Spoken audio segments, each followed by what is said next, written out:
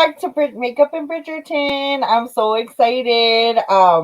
If you already haven't binge watched it and gone through the entire thing, I cannot help myself. I'm already done with it. Finally, the last episode I was not. Just welcome back. Yeah, we are going to be covering episode 3.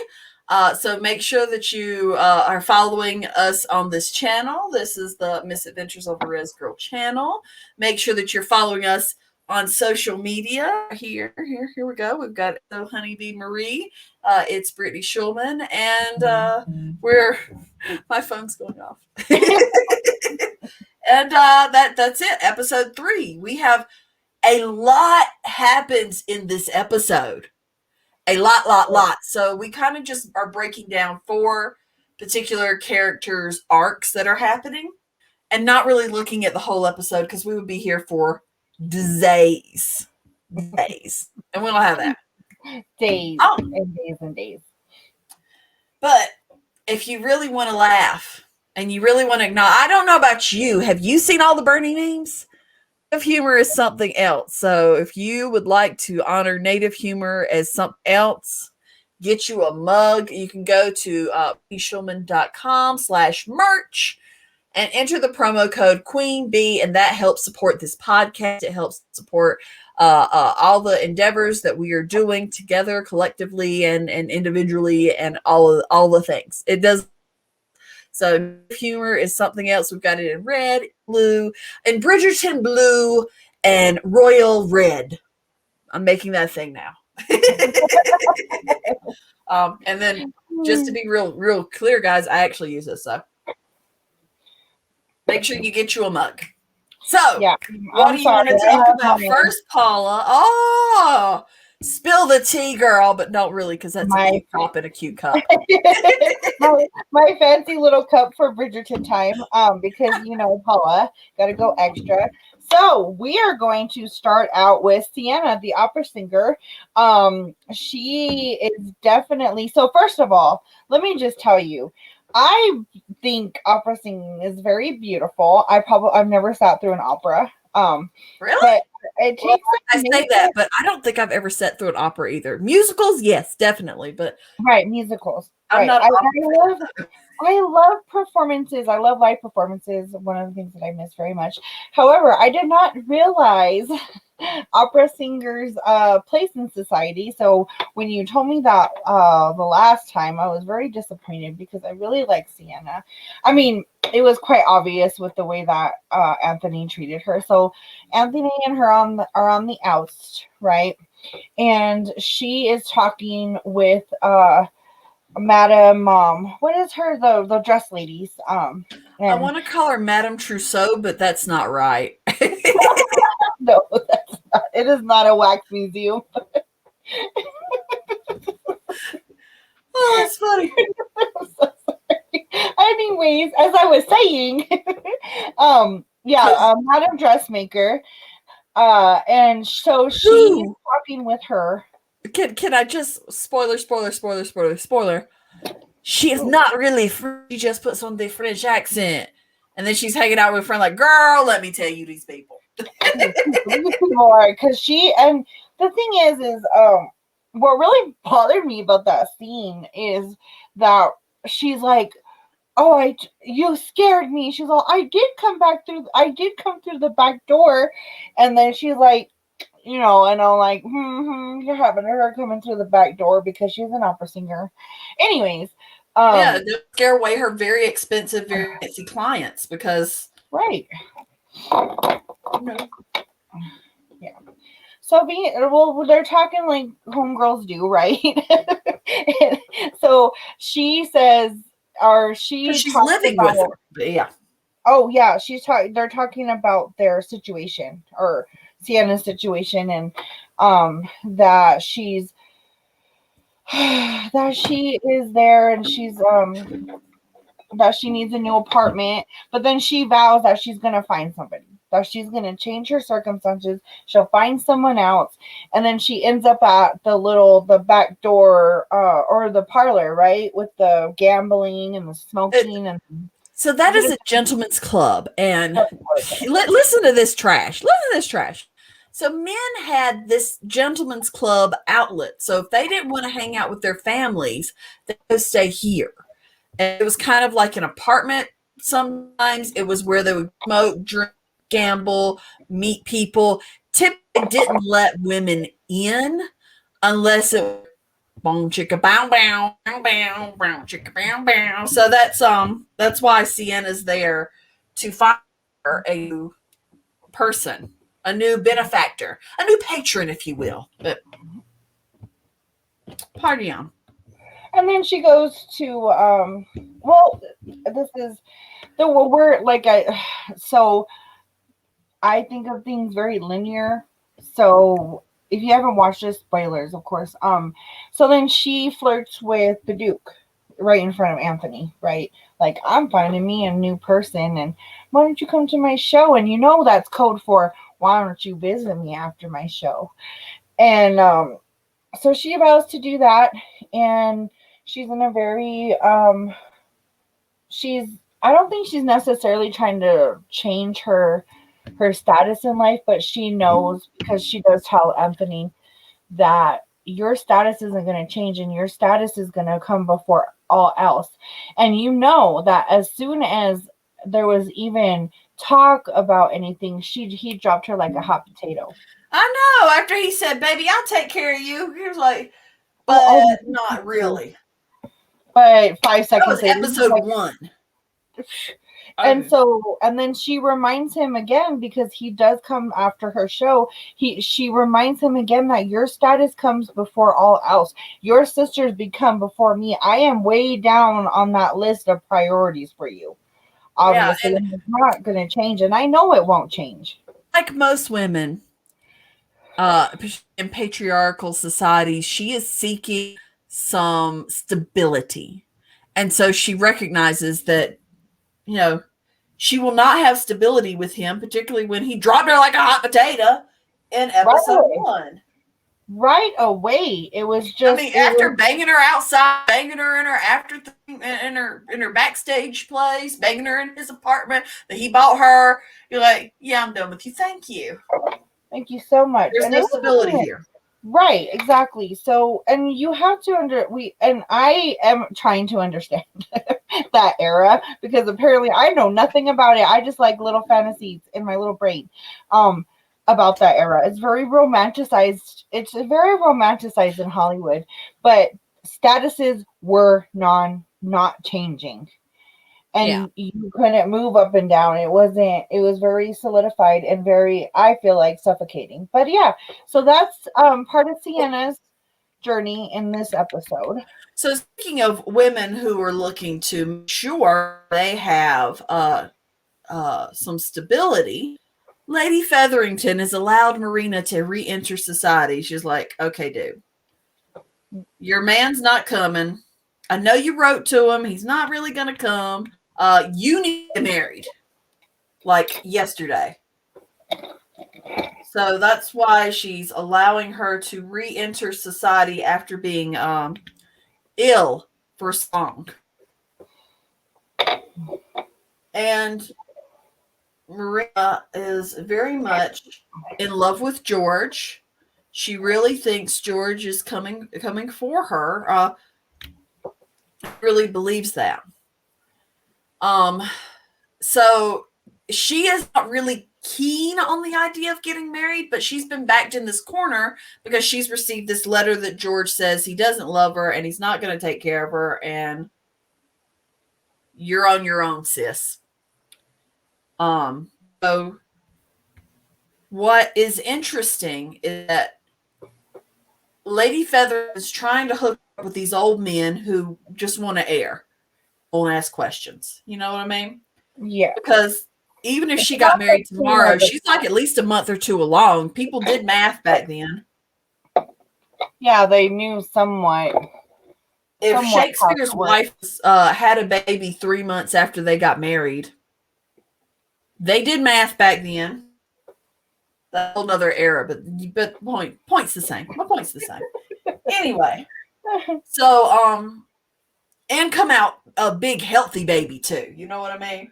Like it's not like, oh, you were early, but it's a little sickly baby. No, this is a big healthy baby. So she's trying to hook her up with all these old men who won't ask questions, who just want to do it, who just want to get married quick. And Marina's like, no, dog, bite it. If I got to do it, I at least want to have a semblance of happiness. Lady Featherington's like, oh, you ain't got no happiness. She takes her down the road to the poor neighborhood and says, this is where you will end up. And my favorite thing is that Marina responds, they're like, this isn't a punishment to me. Being here and being working class is not a punishment. And if I end up here, then so be it. But I'm not going to just jump on the first old geezer because of my situations, which is very empowering. It's a very empowered stance from what would be a very sad, scarce, limited place society during that time. With Marina's Also, situation, the dressmaker knows. The dressmaker is like, girl, have you put on some pounds? And the Lady Feathers is like, she just likes cake. And the dressmaker is like, girl, I know what this is. I know what this is, but we won't tell nobody. Bum, bum, bum. we won't tell. So We won't tell anybody. yeah.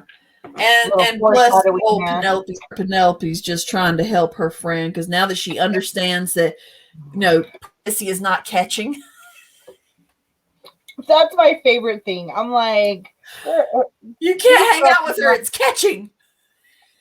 It's not told. They're not told anything, are they?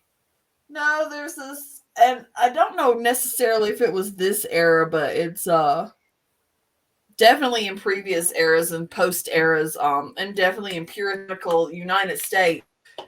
Sex is not a topic of conversation, particularly for women. If you know anything about it, then you're in trouble. When you just tell people about it and give a good explanation of your body and what's happening, which we'll talk about somebody's body in a minute, then you don't have you necessarily have those you don't necessarily have the situations like Marina, the one that Marina's in, where she's like, I would, you could have done things differently had I known this progression or this is what happens. You know what I mean? Anyway. Right. So that is Marina's current situation. She's trying to find her some semblance of happiness in this section. Speaking of someone else trying to find happiness, Benedict is struggling with his status as a second-born son. Not in the sense that he wants to be the first-born son and wield power.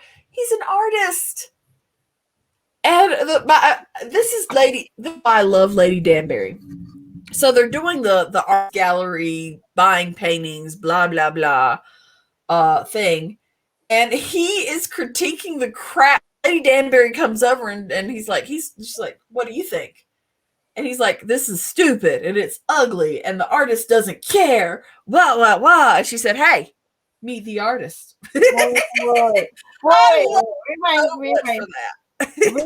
Rewind. Wait.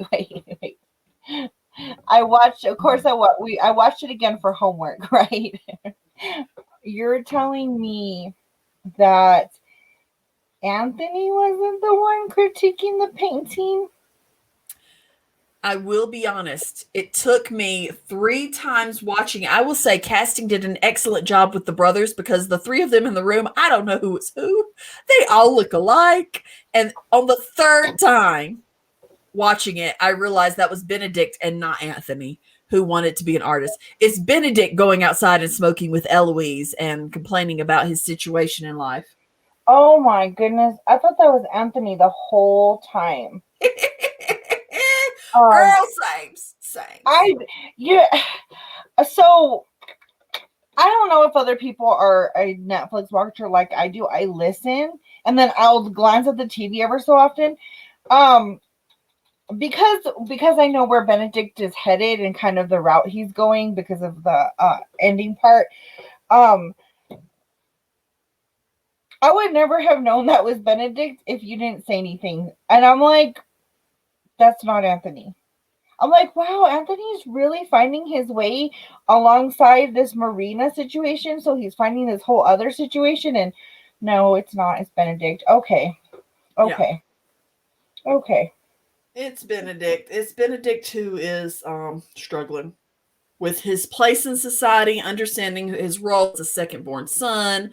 And again, not to say that he wants to be the firstborn son. It doesn't seem that way anyway. Like, but he's really feeling himself as an artist, and he wants to be a really good artist, and he's honing his craft. So that's hilarious. So that's part of the critique of that painting, and then him forging this friendship with an artist, which in later episodes we'll see a little bit more of. Yeah. The Um, friendship blossoming. yeah, that's not Anthony. There's nothing in the show that doesn't say outright that it was a Anthony, and I just it was, yeah, it makes sense now. Anthony is just not that deep. I don't think he questions, or he's just so turmoiled, and at least Benedict is questioning things. You know what I mean? As far as, I don't know how to explain it, but it makes sense. Is it this episode where she tells him, please at least take your place because then I can live vicariously through you? You have all the options in the world as a man. Yeah, use your yeah, this was the episode. She's like, use your options. Go do you, boo, so I can live through you because I can't do me. Yeah. Also, I love Eloise. Let's just give her a little shout out because I love her. And she's like, and she also tells her sister, like, you want to expand your marriage proposals, blah blah blah. I want to expand my mind. It's not that much different. Oh, it's not, and not just that it's not, it's, yeah. She's like, you are the perfect sister, blah blah blah. I don't want to be you. I'm glad you were you, but that's later. That's later. I'm jumping way ahead.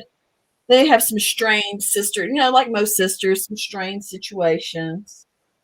Um, and some strained relationships, particularly because Daphne is the perfect older sister. She's the perfect girl. She's the perfect blah, blah, blah. She's the season's incomparable. And let's just go ahead and talk about Daphne and old Duke Hastings. So you open with them, or we all know that they are pretending they have a farce and they're trying to up her um uh marriageable points, and he's just going through, like, they're just friends, and they're laughing and they're making fun of situations, and we meet the They're prince such from. cute little friends. Hmm. And she's enjoying she's enjoying Featherington, or not Featherington. What is the gossip column's name? I always forget. The gossip Witherspoon, Lady Is it, Witherspoon. is it Witherspoon? Okay. Well, anyways, she's really enjoying kind of creating this farce that is believable by the gossip column, by the Regency era gossip girl. You know what I mean? And Yeah. she's enjoying it. He's enjoying her company. He's enjoying her. Really, really, really. So then we have them, and then they're just having fun, and um then we have a stern conversation with Lady Danbury, right? And we will, before that, let me back up a little bit. Prince is um introduced. The prince, what is he's from? Austria. Yes. I don't know And why I had to do that weird accent. He's from Austria. because I don't know, anyone else, raise your hand, put a finger down, whatever. If you start trying to speak in a British accent and you start And acting, the way they talk is not just that it's not necessarily that it's high society English. It's it's really weird. It's not high society English, and it's not really from that time period either. But I want to talk like them. Oh my gosh. It's not period. It's not anything. It's hilarious though, and I went, of course, I will be with you thusly. I told someone not to take that in such an improper tone with the lady the other day, and And it, pearls, I would touch them. I had to. I'm gonna clutch my fake pearls. Oh, I think it was my. It had to have been my dad because I have such a small bubble right now, and he looked at me like, "What is wrong with you?" But I start wanting to dress like them, act like them, take tea like them. I am. I've got all sorts of weird shadows happening. I can't tell what I've done and what I haven't done and what's there and what's not there. I mean, everything is just a mess. Everything's a mess right now. Oh, It's it's okay. really It's all right. dark in this. So then we have, before Danbury has this stern conversation with the Duke, we have a little situation, and this is where the romance novel comes into play, right? Like what as much as you can on a Netflix series. And he talks about her what she does at night by herself. Well, she's expressing Yeah. Uh, frustration. She's like, dude, all these men, this time, I'm frustrated. I mean, because again, they've become and keep becoming very good friends and are very honest with each other. Because at first they're thinking, meh, we're not getting married. We're just in this. And that guard is let down where they're not trying to necessarily impress other or trying to, she's not trying to be the lady that would become the wife. And he's not trying to be the man that would become the husband. They're just yeah. trying to have a good conversations with one another. You know what I mean? And Propriety has left the building. yeah, so she's expressing her frustration, and he says, here's what you do, baby. What you do is at night, just take your hand, go right down there. Then there should be music and stuff, but I and just she gotta does. say, I I, fast forward that. So I'm like, man, I don't need to see this. I just Baby eyes, gotta baby say ears. that I enjoyed the Duke a lot more than I enjoyed Brittany explaining that part.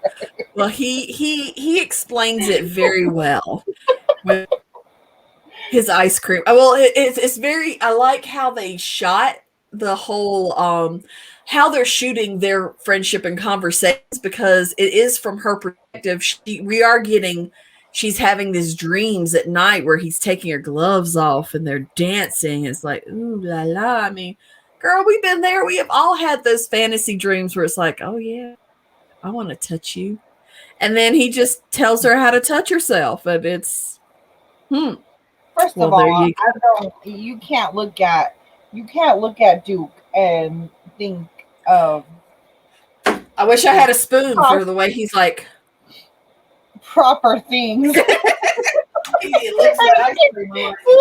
So the funny thing is that romance novels, like, we've dabbled in them, I'm sure, we're adults, and if they're just so cheesy, and this is just like you're sitting there with your tea, right, because you're trying to be a part of the Regency era, and you're sipping it and you're like, okay, dude, are you saying these things to me? It's like a soap opera, jeez Louise. But I'm really enjoying him very much. I Yeah, watch it I his that is funny. He's just funny to me. I'm actually going for a very subtle look. I don't know if I've accomplished that at all, because I do have to be on camera for some work in a minute after this. So I'm not doing lashes today. Normally I would. Uh, I'm not going for a bold lip or even bold eyes. It's just subtle. Your skin looks very dewy. Girl, it's shiny. It's shining over here. We have got all the glow. Which part of it is I use this Pixie Flawless Beauty Primer, which is a shiny, shiny, shiny, shiny primer. But I didn't use it everywhere. So I am gonna go and kind of tang mine because oily skin. Well, it's combination. In the desert, it's combination because the part my T-zone will be super oily, but then my cheeks and stuff will be a little drier or more normal. Whereas when I'm home in a more humid climate, everything is oily. So I have learned through living out in the desert that there are certain makeups I can wear here that I can't wear at home, and there are certain makeups at home that I can't wear here. Oh yeah. I when I was traveling a lot, like when we went to Hawaii, or I've been to North Carolina where your folks are from, and it's a very different makeup journey. Even in the so I would usually get a very drying sort of like, and I wouldn't moisturize, and it was different. It was very very different because even in Hawaii, actually in Hawaii, I didn't wear very much makeup while I was in Hawaii, which is surprising, but Oh, I haven't opened this one yet. Yeah, I I just like wasn't. using, so I've been really on a journey to find a finishing powder, I guess, or a powder to put on my face that doesn't make it look like cakey and stuff. Mhm. And I got this, I think in an Ipsy You or one of those things that yeah, in an Ipsy, I think it was. And this was really good and it doesn't look, so like if I put on this liquid foundation, I do need to powder. So I don't, so I'm not so like greased up. This is my And contour I like this palette. because it's not this, and the other one is the Laura Mercier, which I got again. I get the high end in Ipsies and stuff like that to know if it's worth it for me Yeah, I because and I'm my not trying to sample spend size is. Mhm. this one right here, this tiny one. I think it's like $20, and that's expensive, especially if it's not going to do what I want it to do. And you can always get. I mean, no. Well, never mind. I'm not even going to say that because I forgot we were in the middle of a global pandemic at the moment.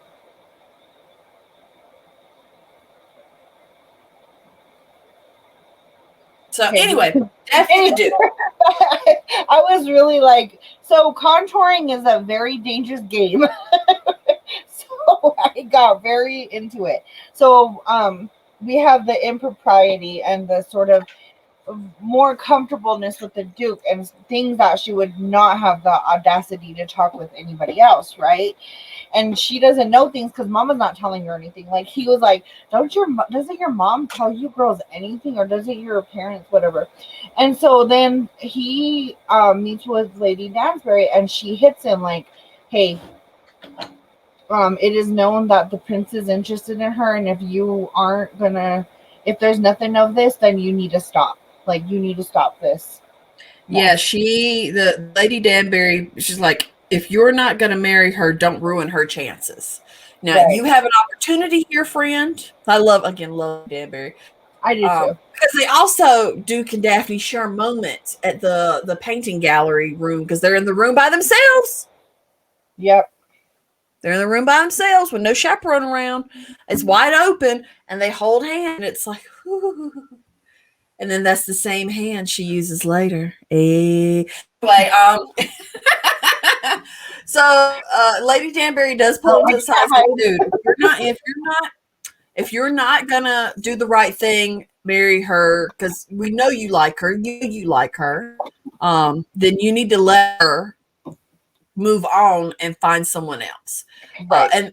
And the queen has interceded with the prince. She's like, I know you're into the blonde, and I know this Lady Witherspoon is saying crap, but this is the woman. If you're gonna find any woman in England, she's the one you need to go after.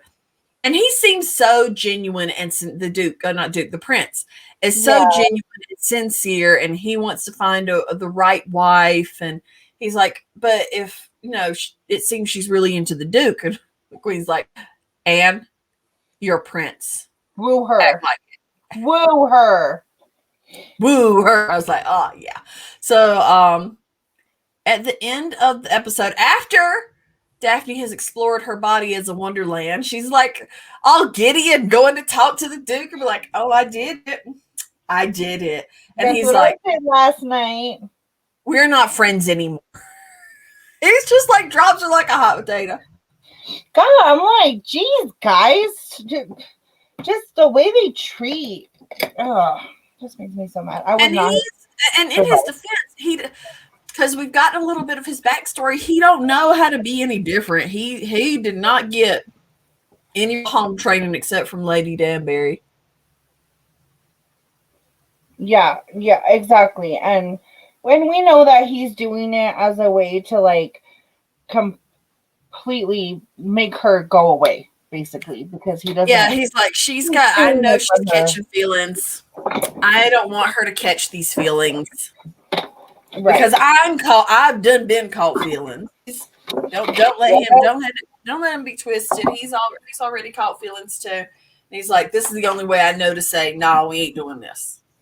Exactly. Give it in the bud. Yeah, so that's episode 3 with Bridgerton. I think that I don't know where my mirror went, but yes, Bridgerton. Yeah, I think that there was a lot more that happened in the episode, but those are like the 4 main storylines that we get with that are gonna continue to percolate and develop fancy throughout this episode. So I hope you're excited to see more, friends. And if you have already seen it, I hope that this has been fun for you, because I enjoy this so much. I do too.